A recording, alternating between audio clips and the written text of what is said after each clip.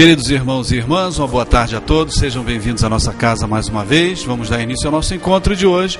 Nossa irmã Sueli vai dar sequência ao estudo da Lei do Progresso e nós vamos então fazer o nosso momento de reflexão, fazermos a nossa prece para darmos início ao nosso encontro de hoje.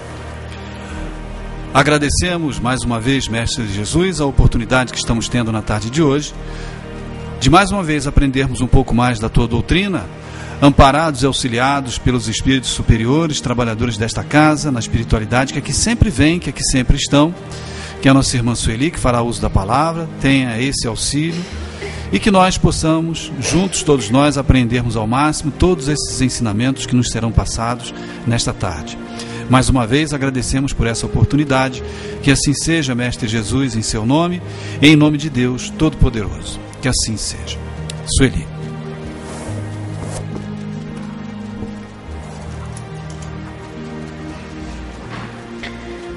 Boa tarde para todos nós.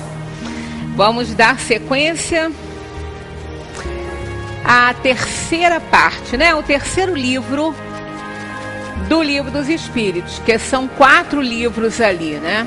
O último é a Justiça Divina, nós estamos no terceiro, o último é o 4.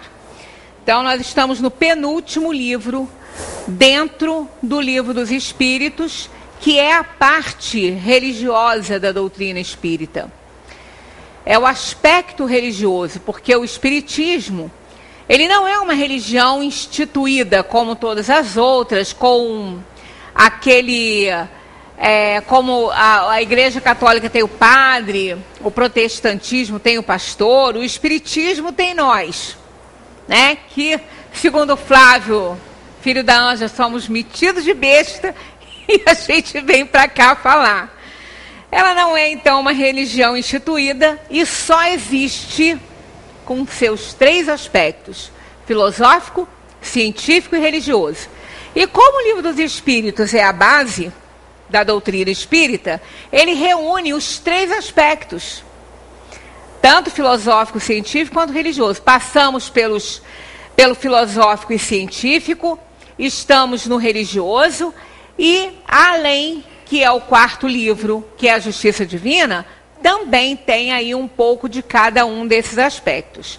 Então nós estamos na Lei do Progresso, porque as leis morais resumem esse aspecto religioso do Espiritismo e elas abordam os temas morais. Elas abordam, as leis morais, abordam os mandamentos de Deus, né, que Moisés trouxe como uma lei a ser seguida pelo negativo, né? Pelo imperativo negativo. Então ele abordou o que nós não deveríamos fazer para que nós pudéssemos ser aí obedientes à lei de Deus. Então a Lei do Progresso, ela também aborda muitas coisas que estão lá nos 10 mandamentos, que depois Jesus veio resumir em 2.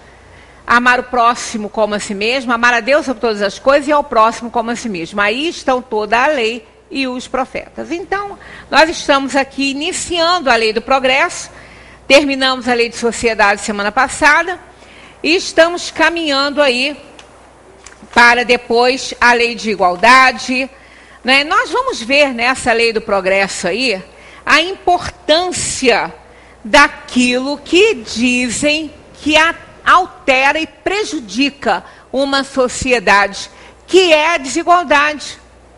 Nem todos têm o mesmo progresso, né? Uns estão muito aquém, outros estão bem além, né? O objetivo máximo é progredir para alcançar a liberdade plena. Fomos feitos para isso, né? Fomos criados para a liberdade. Mas só pode haver liberdade plena com responsabilidade. E a responsabilidade, ela é adquirida através do conhecimento que leva ao desenvolvimento moral. Então, uma coisa encadeada na outra. Então, nós estamos iniciando esse estudo, que com certeza vamos encontrar muita coisa boa para a gente aprender. Fala-se muito na questão do estado natural, mas estado natural é diferente de lei natural, né? Os dois são incompatíveis. O estado natural é o estado primitivo. É aquele com o qual fomos criados. Deus, para então, através da sua marca em nós, do poder de escolha que Ele nos deu, que esse foi o grande presente de Deus para nós, que é o livre-arbítrio, a liberdade de escolher, de pensar, de agir, pudéssemos então operar a nossa evolução. Então o progresso começa ali e é ad eterno, né? Porque nós somos imortais e como o livre-arbítrio ele é relativo e o progresso também, porque só Deus é absolutamente perfeito, então esse processo de progresso em nós, ele é ad eterno, né? Começa lá no momento em que nós fomos criados. Então, o estado natural é o estado com que fomos criados, é diferente da lei natural, que a lei natural é a lei de Deus, e o estado natural é igual a estado primitivo, incompatível com a civilização, né? A lei natural leva ao progresso da humanidade, a obediência à lei. A lei natural é a lei de Deus, essa sim leva ao progresso da humanidade. Nunca o estado natural. Ninguém gostaria de permanecer no estado natural, embora, né, muitas vezes a gente acha que seria mais aconselhável, que a gente ia ter menos problemas. O estado natural é a infância da humanidade e o ponto de partida do seu desenvolvimento intelectual e moral. O homem sendo perfectível e trazendo em si o germe de seu melhoramento, não foi destinado a viver perpetuamente no estado natural, como não foi destinado a viver perpetuamente na infância. A gente sempre tem falado isso aqui, que a caminhada do espírito na Terra, desde a hora que ele nasce até a hora que ele parte, é uma amostra, né? É um exemplo bem pequenininho da evolução do espírito desde o momento que ele é criado, simples e ignorante pelo Criador, até que ele alcance a felicidade relativa, porque é sempre assim, o progresso relativo, porque a perfeição relativa, porque tudo em nós vai ser sempre relativo.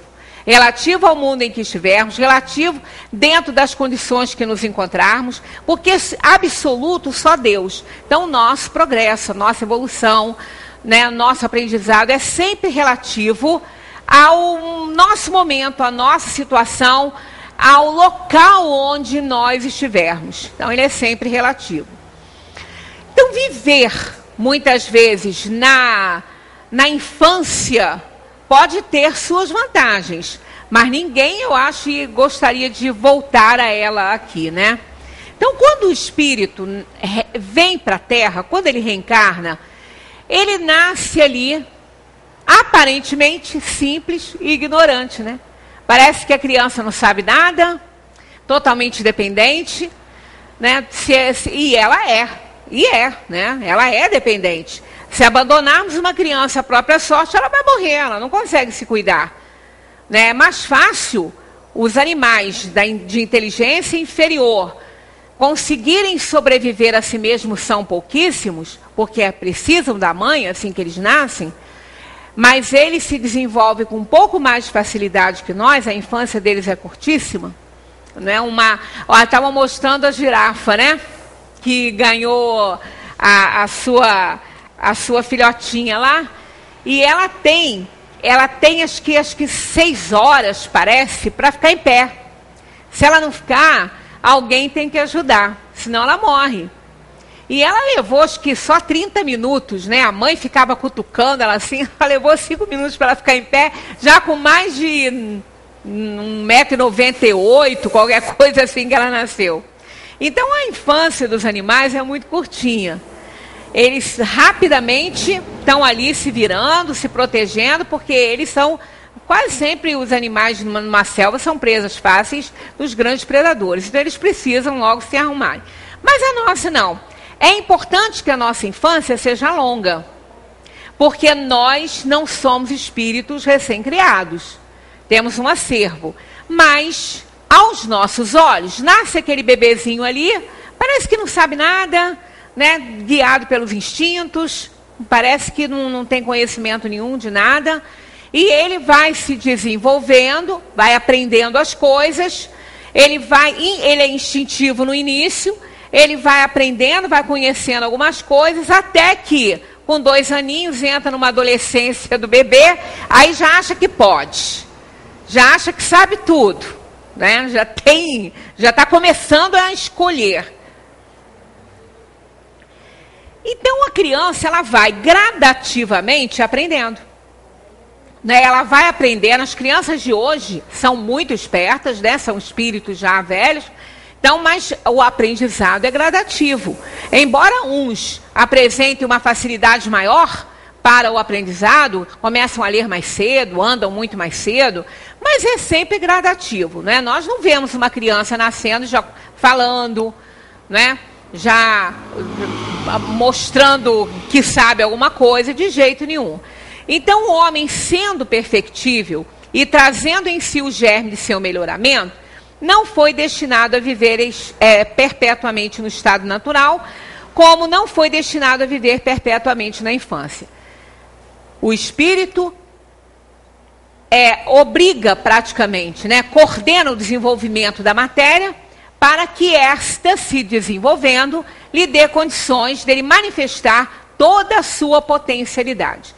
Essa é a caminhada do espírito desde que ele é criado simples e ignorante. É colocado numa matéria, ele é simples e ignorante, sabe nada, mas ele vai sendo forçado pela situação, pelas circunstâncias, pela sua sobrevivência, pela orientação do anjo da guarda, do espírito protetor, também, né, pela influenciação espiritual, da qual ninguém se livra.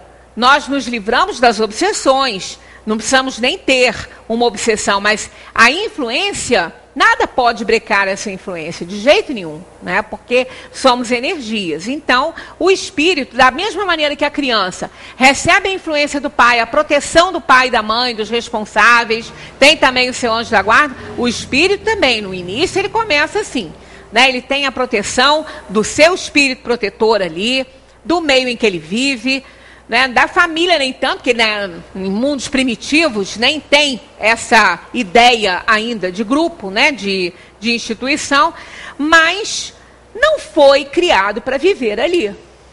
E nós entendemos isso porque nós somos assim extremamente curiosos com tudo. A gente quer aprender tudo. Né? Tudo que a gente ouve, me ensina a fazer isso, eu gosto dessa atividade, né? Então nós somos eternamente insatisfeitos. Nunca estaremos realizados, porque o dia que a gente estiver realizado, a gente está morto, né? Vai morrer, porque vai fazer o quê? Que ideal a gente vai ter se a gente se realizar? Então o nosso aprendizado é constante. O estado natural é a infância. Ninguém vai permanecer nele, assim como a criança não permanece também na infância. O estado natural é transitório e o homem o deixa pelo progresso e a civilização. A lei natural rege toda a condição humana e o homem progride na medida em que melhor compreende e melhor pratica essa lei.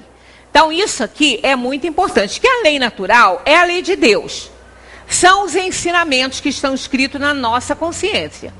Né? Porque longe deles estarem escritos apenas nos papéis. Né? O livro em si é para que a gente tome conhecimento diariamente ali, que a gente leia e ouça a própria voz, que a gente se lembre disso tudo. Mas nós não precisamos de livro.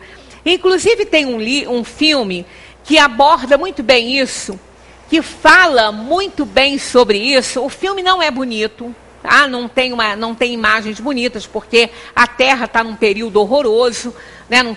Teve guerra, teve tudo foi saqueado, foi queimado, inclusive todos os livros, que é o livro de Eli. Né? Alguns falam Elai, outros falam Eli, então não importa. É um filme lindíssimo, que causa alguma polêmica em alguns pontos, porque alguns dizem que alguns acham que ele é cego, outros não. Então, realmente, o filme deixa muita dúvida quanto a isso. Mas o filme é belíssimo no seu conteúdo, na sua mensagem. E tudo gira em torno de um livro. Em torno da Bíblia, né, do Testamento, que só sobrou um. E ele era o guardião desse livro. Ele ficou para guardar esse livro. E ele estava há 30 anos tentando chegar no local para entregar o livro, para que ele fosse ali reeditado. E pudesse, né, outros exemplares ser conhecidos no mundo, porque só sobrou aquele. Mas no decorrer do filme acontecem várias coisas e tudo, e ele acaba tendo que entregar esse livro que ele levou 30 anos para proteger uma moça que estava junto com ele, que estava ajudando ele nessa caminhada. Aliás, eles se ajudavam mutuamente. Aí ela fala para ele isso, ela fala assim: mas você não pode entregar esse livro, você não pode, você está há 30 anos protegendo esse livro, você não pode entregar. Aí ele vira para ela e fala assim, aí ele entrega, né, o livro para quem estava querendo roubá-lo. Ele diz, eu fiz a coisa certa. Há 30 anos estou lendo, há 30 anos estou tomando conhecimento do que está nele. Né? Há 30 anos que eu estou todos os dias tendo contato com ele, mas eu me esqueci de fazer o mais importante, que foi vivenciá-lo. Né? Então, é aquela história, não adianta a gente ter o livro ali, ficar estudando, lendo, se nós não praticamos nada, se nós não incorporamos aquelas ideias ao nosso pensamento. Então, ele era uma pessoa de um valor assim inestimável, e aí ele chega no ponto final, até lá ele diz que ele tinha um livro, porque realmente ele o tinha, mas estava onde? Aqui dentro. Porque em 30 anos ele conseguiu memorizar todo aquele conteúdo. E naquele momento em que ele foi testado, né, sobre o que fazer com o conteúdo daquele livro que estava nele, ele se saiu muito bem, porque ele entregou o livro para salvar a vida da moça. E ali ele passou então a vivenciar tudo que ele aprendeu, a praticar tudo que ele aprendeu. Só naquele ato ali ele entendeu que ele estava muito mais preocupado em proteger o livro do que propriamente em vivenciar o seu conteúdo, que isso é que é o mais importante. Então, a lei de Deus, a lei natural, está em nós. Ela está no nosso pensamento, ela está nos nossos valores, ela está escrita na nossa consciência. E que aos poucos nós vamos desvendando. A partir do momento que progredimos, melhor a gente consegue ler a nossa consciência. Melhor nós nos sensibilizamos com as coisas, com as atitudes que tomamos, com as nossas vivências. Por quê? Porque esse livro está vivo na nossa consciência. E ela vai nos cobrar por cada coisa de errado que a gente venha a fazer. Então, o mais importante realmente é isso aqui. A lei natural rege toda a condição humana. E o homem progride na medida em que melhor compreende e melhor pratica essa lei. Não adianta ser cabide de conhecimento. Porque se ele não compreende o que lê, não adianta ler. Não basta ler, tem que ler e compreender. Senão não resolve. Às vezes a pessoa fala assim, eu leio 4 livros por semana. Que bom, está tomando muito conhecimento. Mas está entendendo o que lê? Está compreendendo o que lê? Eu no início ficava meio assim apavorada quando as pessoas me emprestavam livros para ler. E quando eu tinha um pouco mais de tempo para ler, eu lia alguma coisa a mais. Mas aí a pessoa falava assim, você vai adorar, você vai ler isso aí em 2 dias. Aí eu começava a ler, achava muito interessante, começava a ler, mas eu demorava muito. Aí eu ficava com vergonha de entregar o livro 2 meses depois para a pessoa que leu em 2 dias. E eu não conseguia ler o livro nem em uma semana. Eu levava tempo, porque eu queria compreender. Né? Aí eu retornava aquela página, eu voltava, eu fazia anotação e toma tempo. Mas no final, quando eu terminava de ler, eu tinha compreendido o livro. Fora o vocabulário, que às vezes a gente tem que consultar. Às vezes a gente não consegue, não sabe o significado da palavra. É muito difícil. E até mesmo quando a gente sabe, a gente não consegue, às vezes, compreender toda a polissemia do termo. E, às vezes, aquele significado que a gente conhece daquela palavra não é com ele que ela está ali. Não é com aquela conotação que ela está ali. E isso faz toda a diferença num texto. Aí, para ler um livro, demora. A gente demora muito. Porque tem que compreender, tem que entender tudo direitinho. E se for uma lição realmente, passar a praticar, senão não adianta ler. Né? Então, o maior deles, que é o livro que está na nossa consciência, ele precisa ser compreendido e praticado. Senão, está lá, ó, ocupando espaço. Né? E ainda por cima vamos ser mais cobrados, né? Porque a gente já teve conhecimento dele. Bem, no estado natural, tendo menos necessidades, o homem não sofre todas as tribulações que cria para si mesmo num estado mais adiantado. Mas permanecer nesse estado seria viver a felicidade do bruto. As crianças também não são mais felizes que os adultos, né? E as crianças são. Né? A gente vê uma criança, né? Ela não se preocupa com nada, tudo ela tem, né? Quando ela tem carinho e atenção da família, porque muitos sofrem tantos, coitadinhos, que realmente não é nada bom ser criança, né? Mas quando a criança é amada, quando ela tem uma família, ela não tem nenhuma preocupação. A alegria dela é aquilo que ela entende, né? É aquilo que está ali, né? Eu até achei tão bonitinho, porque a gente começa a conviver com criança, eu já estava muito afastada de criança, né?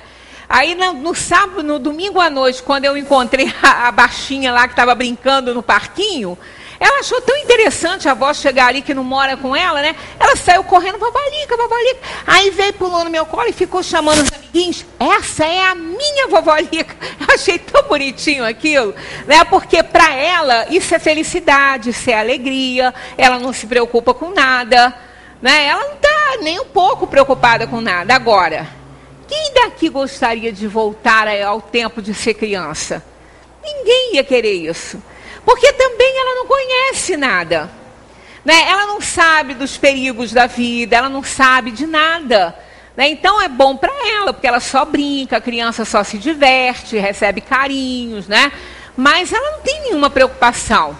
Mas hoje, que nós já passamos dessa fase, porque ela tem uma longa caminhada a seguir, né? Quando a gente olha uma criança entrando na primeira série da escola, a gente fica, meu Deus, até ela chegar lá, né? Quanta coisa, ela não tem noção, porque ela nunca viveu isso, né? Pelo menos, nunca viveu na atual encarnação. Então ela não sabe, é novidade, né? A gente que já passou por todos esses momentos, por todas essas fases, eu não sei vocês, eu não queria retornar, não.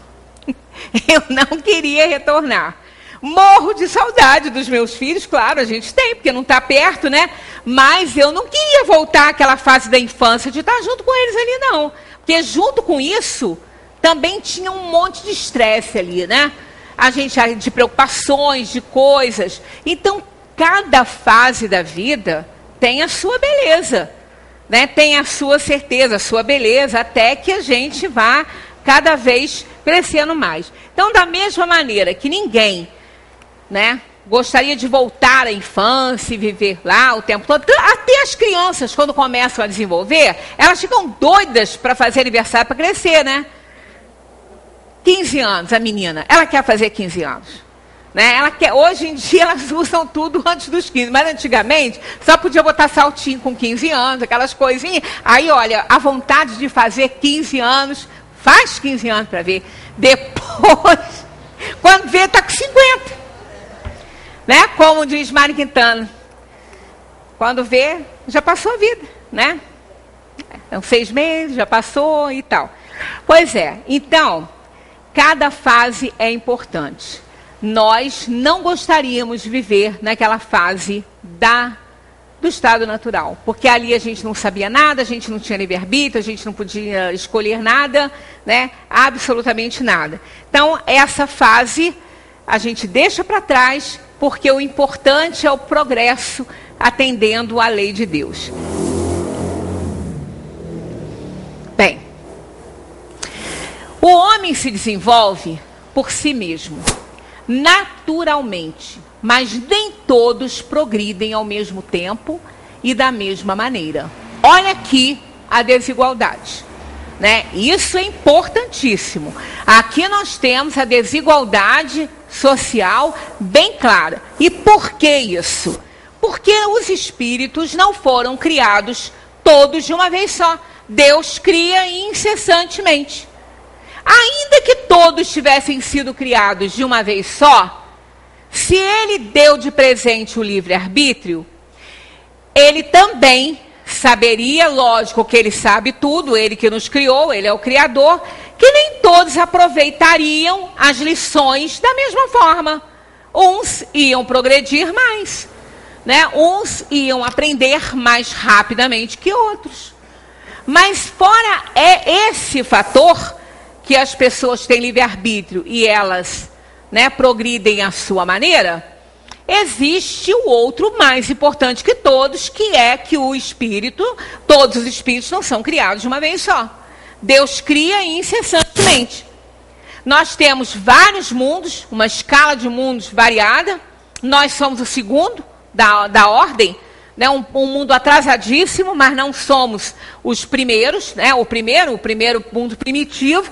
Então os espíritos recém-saídos das mãos do Criador, com o princípio espiritual manipulado, vencido o plano da inteligência inferior, passando para o reino nominal, ele vai habitar os mundos primitivos, porque ele é simples e ignorante.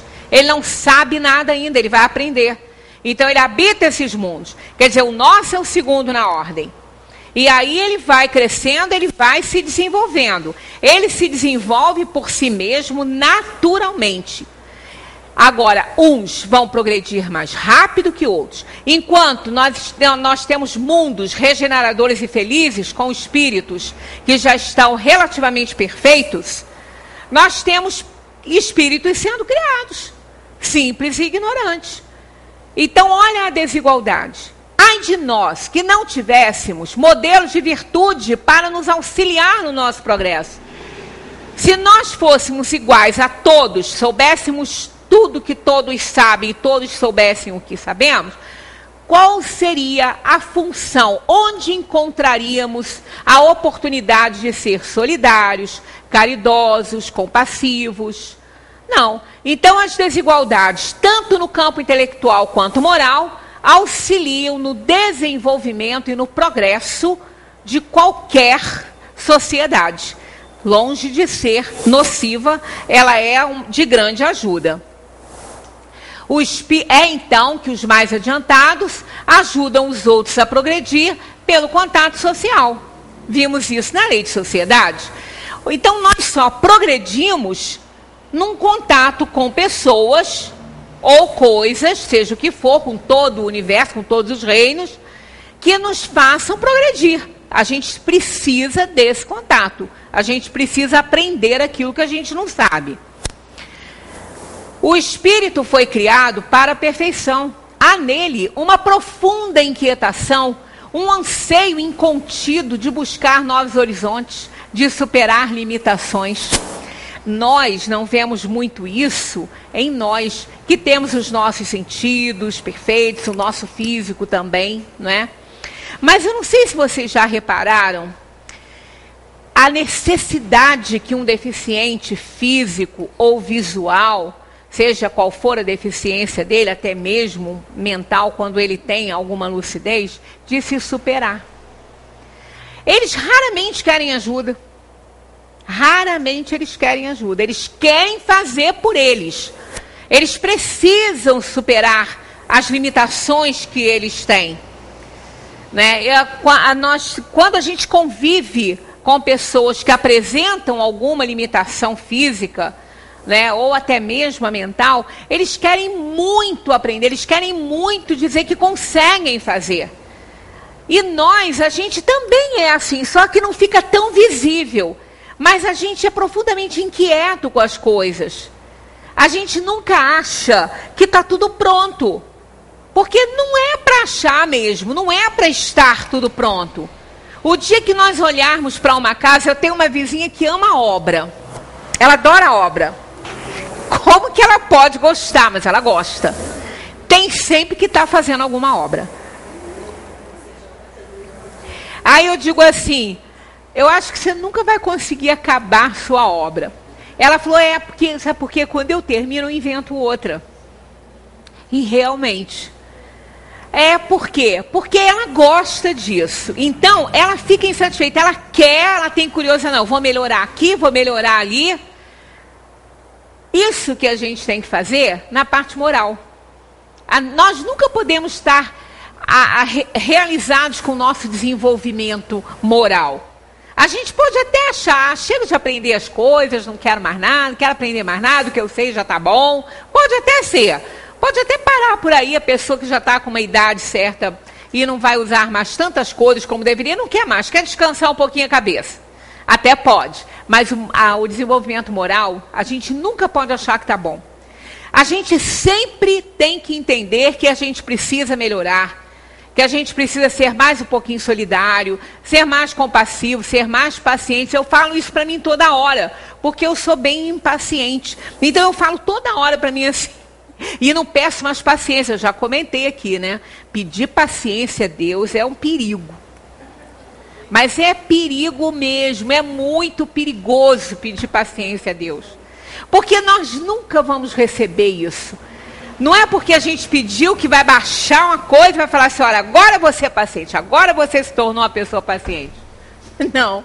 A paciência que a gente está pedindo vai chegar em forma de problema. Porque ele vai nos dar a situação, a oportunidade de desenvolver essa paciência. Eu não quero mais não, já falei que não quero mais não.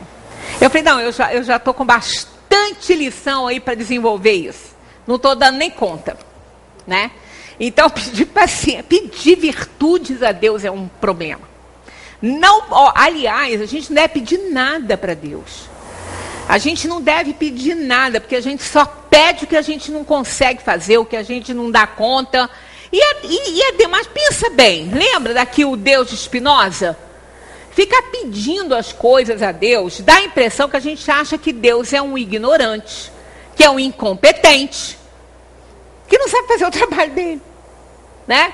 Que não sabe cumprir com a tarefa dele, porque a gente tem que ficar falando para ele o que ele tem que fazer para a gente. Pensando bem, é uma coisa mais ou menos assim. Então é melhor a gente pedir ajuda mesmo para poder enfrentar o que vem. Porque vem problema para todo mundo. Ninguém está nesse mundo aqui para fazer turismo, de jeito nenhum. Então essa coisa de ficar pede aqui, pede ali, não dá muito certo não. Né? É melhor a gente pedir, agradecer muito. Nossas preces têm que ser de agradecimento. Então a gente pensa, então para que eu vou fazer prece? Se eu não posso pedir nada? Pode, você pode pedir o que você quiser. Você pode pedir tudo. Eu é que comecei a pensar nisso. Deus não vai me dar paciência, Ele vai me dar o problema para eu desenvolver a paciência. Ele vai me dar o problema para eu desenvolver afetividade, para eu desenvolver solidariedade. Então é melhor não pedir nada não. Deixa Ele dar o que Ele achar que eu posso receber, né? Aí eu vou agradecer o que tenho. Agradecer é ótimo. E a prece, ela não tem como objetivo ficar pedindo nada. O objetivo da prece, ela é o recurso de toda hora, é a conexão com Deus. Esse é o objetivo da prece. É a ligação com os espíritos superiores, com aquelas entidades que consideramos milagrosas, para quem, né, tem essa ideia, né, dos milagres. Então, a prece é isso, é a conexão. Porque no momento que fazemos a prece, nós abrimos um canal de comunicação com o anjo da guarda, com os espíritos, com Deus, com Jesus. Então, o recurso de toda hora, porque nesse momento da prece, quando nós elevamos o nosso pensamento acima das coisas que estão aí nesse mundo, acima das nossas dores e sofrimentos, nós estamos estabelecendo um canal de contato. E através desse canal aberto, é que nós vamos receber tudo que precisamos, tudo que merecemos, né? Não o que a gente pede, porque muitas vezes a gente pede aquilo que nós não estamos preparados para ter, ou que não cabe na ordem das nossas escolhas provacionais. Então não adianta ficar aí pedindo, né? Nós vamos agradecer sempre. Então o espírito foi criado para a perfeição, que há nele uma profunda inquietação, um anseio incontido de buscar novos horizontes, de superar suas limitações. Isso no campo moral é o mais importante, superar as nossas limitações no campo moral. Nessa jornada longa e laboriosa, conjugam-se dois fatores. Nessa caminhada progressiva da alma, conjugam-se dois fatores muito importantes. O primeiro, o desenvolvimento de nossas próprias experiências no suceder dos séculos, aprendendo por iniciativa própria quando nos decidimos ao exercício do dever. Ou então, olha lá o pior, ou repetindo lições impostas pela eficiente mestra, que é a dor. Mais importante, maior do que essa mestra que não tem, a dor. Quando fazemos escolhas ruins, inconsequentes e desatinadas. Ou, né, quando passamos também essas coisas com os nossos amores, com os nossos afetos, né? Muitas vezes não está em vigor a nossa responsabilidade com alguma coisa que um amor da nossa vida, que um afeto, que um ente querido faça. Hoje, mas ontem sim. Senão nós não estaríamos passando por nada que estamos passando na atualidade. Então, de certa forma, somos todos responsáveis, né? Então é importante demais isso aqui. Se ficarmos aqui, será muito melhor, muito mais produtivo, né? O desenvolvimento de nossas próprias experiências no suceder dos séculos. Aprendendo por iniciativa própria, quando nos decidimos ao exercício do dever. Então isso é uma escolha inteligentíssima. É uma escolha elegante de se fazer, né? Aprender com as próprias experiências, no exercício do dever, né? Voluntariamente. Isso é muito bom, porque se isso é aprender pelo amor. Quem não aprende aqui, vai aprender aqui. E quem não aprende pelo amor, aprende pela dor. Então o progresso se dá nessas duas situações aí. Ou nós vamos progredir através do amor, exercitando, aprendendo as nossas lições, né, desenvolvendo as virtudes com esse aprendizado no cumprimento do dever voluntário, ou então vai ser aqui, né? De uma forma ou de outra a gente vai chegar lá. E um segundo item é a contribuição dos companheiros que seguem à frente. Então olha aqui mais uma vez a questão da desigualdade. A importância de termos perto de nós espíritos melhores do que nós, mais sábios, mais evoluídos. Então Deus nunca nos deixou órfãos disso. Nós temos um planeta onde o mal impera, onde a maioria é espírito inferior. A maioria tem realmente uma ética ruim. Não é? Eu ainda fico insistindo nessa questão da ética, não é? Ah, isso é falta de ética. Eu não vejo por esse lado, eu estou falando por mim, né? Quem sou eu para isso, mas é pelo que eu entendo, né? Eu não acho que seja falta de ética, é uma ética ruim que ele tem. Não é uma boa ética. Porque se ética é o conjunto de valores que estabelecemos, né? E segundo, quem fala isso não sou eu, quem sou eu, né? Quem fala isso é o filósofo, o Mário Sérgio Cortella. Ele repete isso em quase todas as palestras que ele faz. Que ética é um conjunto de valores que estabelecemos para resolver as três grandes questões da vida. Devo, quero e posso. Né? Então, se ela é um conjunto de valores, todos nós temos um conjunto de valores. Podem não ser bons valores. Então eu tenho uma ética que não é adequada à lei natural, que não é adequada à lei de Deus, mas foi o conjunto de valores que eu criei para mim, não é? Então, eu não acho que seja falta, eu acho que não é uma boa ética. Porque quando as pessoas agem e interagem, elas têm um conjunto de valores ali. Só que os valores delas podem não ser os meus. Então, dentro dos valores dela, ela tem a ética dela, eu tenho a minha. E a ética ideal é aquela que está de acordo, que consegue conciliar essas três grandes questões da vida. O posso, o devo e o quero. Quando a gente consegue equilibrar, né, o que eu quero é o que eu posso e é o que eu devo, aí pronto. Aí a ética é excelente. Né? É o que eu posso, é o que eu devo e é o que eu quero. Alcançamos uma paz interior, alcançamos uma felicidade nesse momento, porque estamos agindo certinho. Isso é extremamente importante. E isso nos é dado por essa contribuição dos companheiros que seguem à frente de nós. Nós temos muitos valores sociais aqui nesse planeta nosso, que a gente ama tanto, que para a astronomia é um planetinha, né? Mas para nós é da maior importância, é um planeta excelente, é bom, ele nos oferece tudo o que a gente precisa.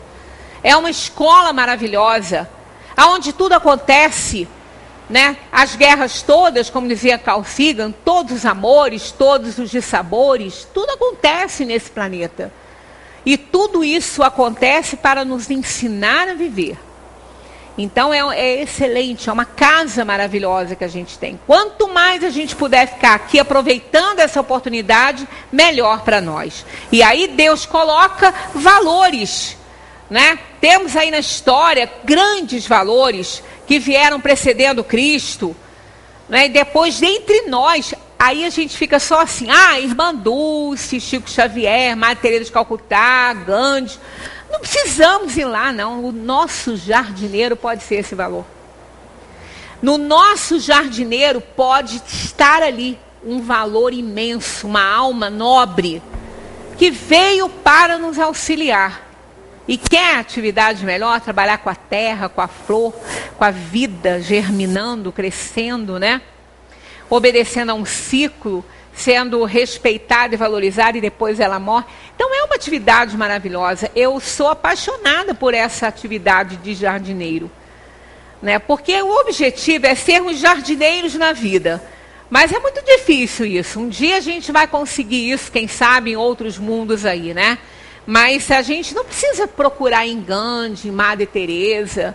Às vezes é uma pessoa que, da onde a gente menos espera, vai sair uma lição maravilhosa, grandiosa. Como eu já falei com vocês, os animais, né? Os animais nos dão lições maravilhosas, porque eles são instintivos, eles não erram. Então são valores sociais. Claro que eles não têm conhecimento de causa, mas e daí? Eles estão vivenciando. Para eles, isso não tem a importância que teria para nós, porque nós somos racionais. Eles agem por instintos. Nós agimos com conhecimento de causa. Mas o importante é a lição. O importante é o exemplo que eles dão. O exemplo de amor, de respeito. A gente viu naquele vídeo do macaquinho, né, um macaquinho robô. O respeito, o carinho, a dedicação daquele grupo, a mãe ou o pai, não sei, abraçando o seu filhinho. Olha que exemplo maravilhoso isso. Então nós temos aí, a natureza está aí, para nos ensinar a viver. Mais para frente nós vamos ver um videozinho também. O exemplo não é muito bom, não, é o que não devemos seguir. Mas a gente precisa aprender com tudo, né? Então não temos todos a mesma idade. A geração de espíritos é infinita. Se há indivíduos mais justos, mais inteligentes, mais virtuosos, é porque não, são mais velhos espiritualmente. Há os que já viveram 1 milhão de anos, há bebês com 10 mil anos. Né? Quantas famílias passam pelo nosso contato, né? Principalmente quem trabalha com isso, de filhos que ensinam pais a viver. De filhos que são verdadeiros pais para os seus pais. Tem muito mais juízo, né? Tem muito mais noção, muito mais bom senso. Porque são espíritos milenares, são espíritos muito velhos. Já viveram muito e aprenderam muito. Então trazem uma sabedoria que às vezes os pais não têm, né? São mais novos. Isso é muito interessante, mas é assim que funciona. São as desigualdades, tanto de evolução intelectual quanto moral, que vem nos ajudar muito. Hoje as crianças estão muito mais evoluídas intelectualmente que os pais. As crianças estão nascendo hoje com uma facilidade tão grande, né, com os eletrônicos, em aprendizado de toda a ordem, né, que os pais tinham até uma certa dificuldade, até porque também, né, o apelo era menor, não resta dúvida. Mas isso é importantíssimo. Então a gente aprende, o nosso progresso se dá através de quê? Se dá através da vivência, do aproveitamento das lições, né, nas tarefas do dia a dia. E quando a gente não aprende ali, aprende com a maior mestre de todas, que é a dor, que é o que estava no primeiro item lá, e aprende com esses valores aqui, né? Contribuição dos companheiros que seguem à frente de nós. Não só aqueles do dia a dia, quanto também aqueles mais missionários, né? Que Deus permite que cheguem até nós. E eles vêm muitos. Eles não precisam mais reencarnar na Terra, mas eles reencarnam para nos ajudar. É uma tarefa, é um trabalho para eles. Os nossos espíritos protetores, os anjos da guarda, são todos superiores a nós, muito superiores a nós. São espíritos que não estão mais envolvidos com as inferioridades que nós ainda carregamos. O progresso moral decorre sempre do progresso intelectual, mas não o segue imediatamente. Decorre porque a gente primeiro precisa conhecer para poder escolher. A gente não pode escolher aquilo que não conhece. O progresso intelectual conduz ao progresso moral, dando a compreensão do bem e do mal, pois então o homem pode escolher, né? Quer dizer, há uma vantagem enorme em ter muito desenvolvimento intelectual, porque isso favorece o desenvolvimento moral. Ah, mas eu conheço pessoas que não sabem nem ler e são evoluídas moralmente, não sabem agora. Não tem esse conhecimento agora nessa encarnação. Pode ser até uma aprovação para ele. Mas já traz no acervo, né, um determinado desenvolvimento intelectual que ele vai ter contato por intermédio da lembrança, das reminiscências do passado, que vai levá-lo ao desenvolvimento moral. Ele precisa já ter esse conhecimento para poder desenvolver, para poder escolher. O desenvolvimento do livre-arbítrio segue-se ao desenvolvimento da inteligência e aumenta a responsabilidade do homem pelos seus atos, né? Quanto mais o homem aprende, quanto mais ele conhece, mais liberdade ele tem de escolha, mais feliz e mais livre ele se torna. O progresso completo é o alvo a atingir, mas os povos, como os indivíduos, não chegam a ele senão passo a passo. Até que tenham desenvolvido o senso moral, eles podem servir-se de inteligência para fazer o mal. Esse é um dos pontos negativos de muita inteligência, com pouco desenvolvimento moral. Porque aí começa a usar a inteligência para o mal. Tem uma parábola no Evangelho, que é o mordomo infiel, que aborda isso. Ele é um mordomo infiel. Porque o que é um mordomo? É um administrador. Não é? Então, nós somos administradores da obra da criação. Mas se formos infiéis, se tivermos só conhecimento e não tivermos desenvolvimento moral, seremos infiéis. Seremos aqueles que iremos administrar mal a obra da criação. Aí seremos nocivos, usaremos a nossa inteligência para o mal e vamos responder seriamente por isso. Voltando aqui. Ela só vai para frente, mas faltou aqui um comentário que eu acho importante ainda.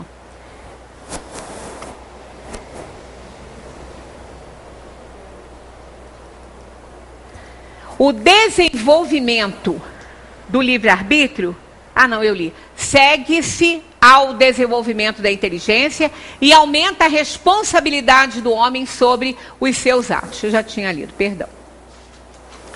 O progresso completo é o alvo a atingir, mas os povos, como os indivíduos, não chegam a ele senão passam... Ah, era esse quadro aqui.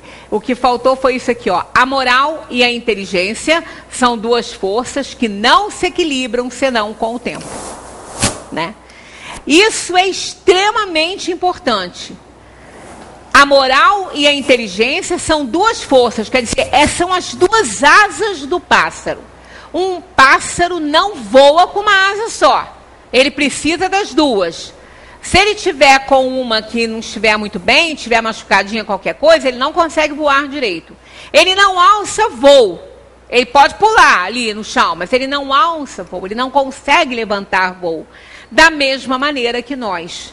Se nós não estivermos com essas duas forças, inteligência e moral, equilibrada, a gente não progride, a gente não levanta voo. Nós podemos pular daqui para ali, um degrauzinho aqui, outro ali, mas não vamos voar. Não vamos conseguir. Para alcançarmos o progresso, nós precisamos das duas forças, das duas asas, da moral e da inteligência.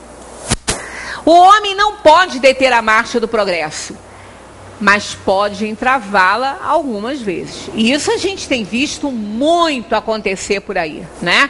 Por causa dos interesses próprios e das inferioridades, o homem entrava a marcha do progresso. E aqueles que a entravam serão arrastados pela torrente que pretendem deter, nesta ou em outra encarnação. Porque nada fica sem resposta quando nós transgredimos a lei natural. O aperfeiçoamento da humanidade acontece de duas formas. Há o progresso regular e lento, que resulta da força das circunstâncias. Esse acontece com todas as pessoas, independentemente da vontade de cada um. E o progresso bastante rápido, que Deus provoca de tempos em tempos, com um abalo físico ou moral que o transforma. Então, quando a humanidade está ali a passo de tartaruga, acontece algo que vai balançar as estruturas morais e físicas, seja no campo individual ou seja no campo coletivo.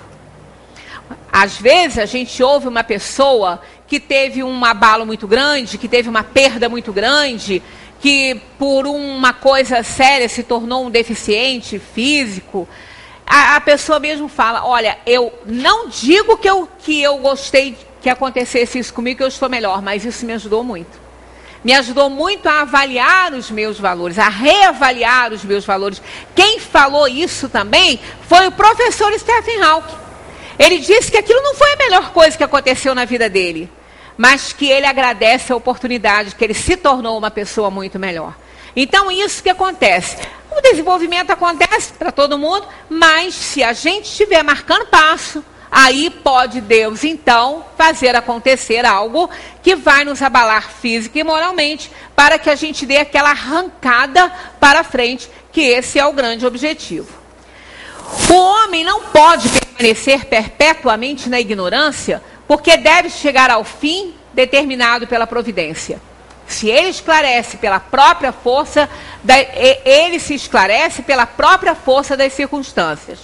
As revoluções morais, como as revoluções sociais, se infiltram pouco a pouco nas ideias, germinam ao longo dos séculos e depois explodem subitamente, fazendo ruir o edifício carcomido do passado, que não se encontra mais de acordo com as necessidades novas e as novas aspirações. Isso é um comentário de Kardec lá na Lei do Progresso. Muitas vezes a gente vê a coisa acontecer de repente e fala, nossa, mas isso veio de repente? Não, não veio de repente.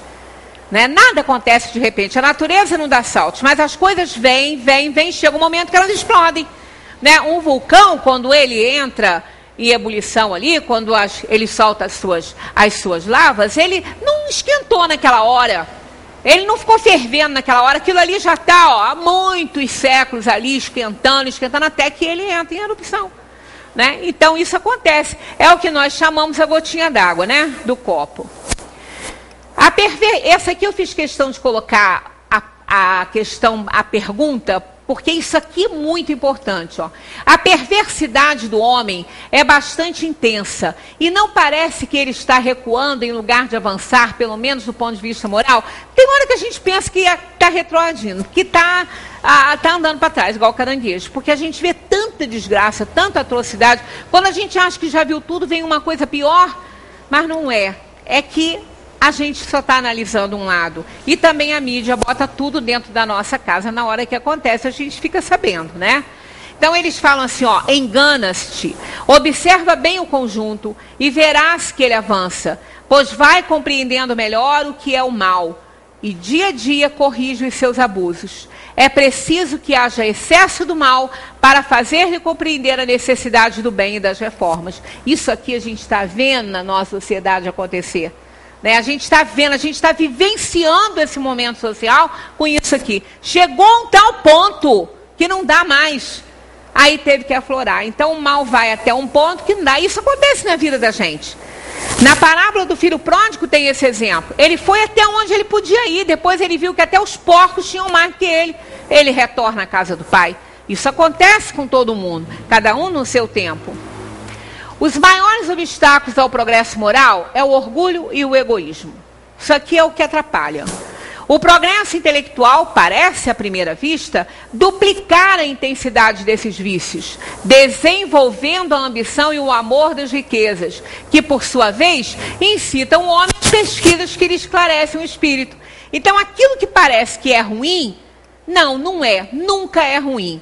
Vai ter o seu lado bom, vai levá-lo a pesquisas que vai levá-lo a uma compreensão que ele não tinha. É assim que tudo se relaciona no mundo moral como no físico, e que do próprio mal pode sair o bem. Sempre sai, né?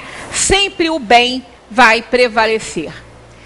Mas esse estado de coisas durará apenas algum tempo. Modificar-se-á à medida que o homem compreender melhor que além do gozo dos bens terrenos, existe uma felicidade infinitamente maior e infinitamente mais durável. Aí a gente se faz aquela pergunta e eu deixo no ar essa pergunta para vocês. O que é que nos prende? O que é que nos faz ficar estagnado onde estamos? Por que a gente leva tanto tempo para progredir? Porque a gente insiste, não é? Em querer aquilo que não podemos ter ou que não devemos ter e não podemos fazer. Então vamos aqui a um videozinho rapidinho para encerrar a nossa conversa, que vai ser muito interessante.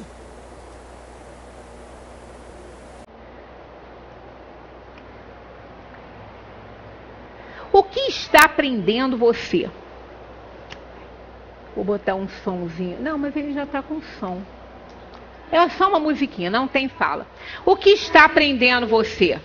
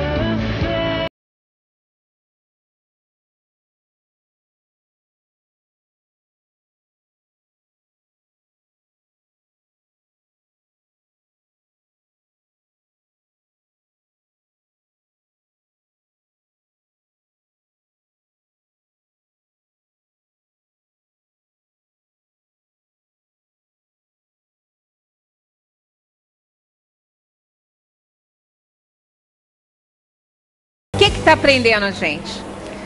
O que está prendendo? Por que a gente está com essa mão fechada que não sai do buraco? Porque a mão está fechada. Só bastava ele abrir.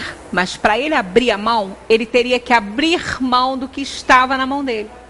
E é isso que a gente não faz. A gente quer a salvação, a gente quer o progresso, a gente quer melhorar, a gente quer ser feliz, mas não quer abrir mão daquilo que nos faz mal.